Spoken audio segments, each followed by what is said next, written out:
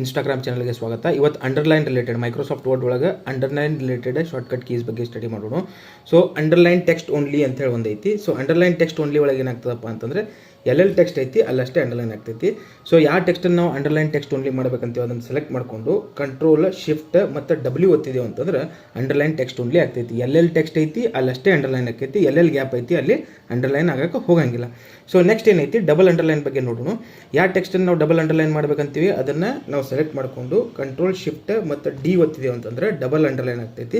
ಅದೇ ರೀತಿ ನಾವು ನಾರ್ಮಲ್ ಅಂಡರ್ಲೈನ್ ಮಾಡೋರು ಇದ್ದೆಪ್ಪ ಅಂತಂದರೆ ಆ ಟೆಕ್ಸ್ಟನ್ನು ಸೆಲೆಕ್ಟ್ ಮಾಡಿಕೊಂಡು ಕಂಟ್ರೋಲ್ ಮತ್ತು ಯು ಒತ್ತಿದೆವಪ್ಪ ಅಂತಂದ್ರೆ ಅಂಡರ್ಲೈನ್ ಆಗ್ತೈತಿ. ಸೊ ಇದೇ ರೀತಿ MS ವರ್ಡ್, MS ಎಕ್ಸೆಲ್, ಆಮೇಲೆ ಡಿಜಿಟಲ್ ಮಾರ್ಕೆಟಿಂಗ್ ರಿಲೇಟೆಡ್ ನಿಮಗೆ ಶಾರ್ಟ್ಕಟ್ಸ್, ಇನ್ಪುಟ್ಸ್, ಇನ್ಸೈಟ್ಸ್ ಬೇಕಾಗಿತ್ತಪ್ಪ ಅಂತಂದರೆ ಸ್ಕಿಲ್ ಅಪ್ ಕನ್ನಡ ಇನ್ಸ್ಟಾಗ್ರಾಮ್ ಚಾನಲನ್ನು ಫಾಲೋ ಮಾಡೋದು ಮರಿಬೇಡ್ರಿ. Thank you very much.